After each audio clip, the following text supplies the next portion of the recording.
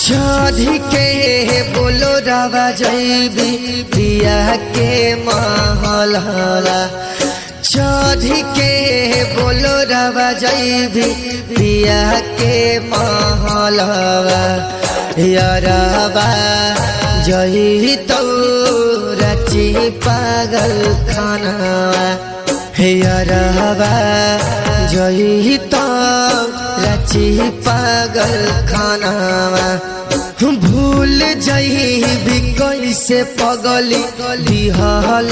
कसमावा यारबा जही तो रची पागल खाना यारबा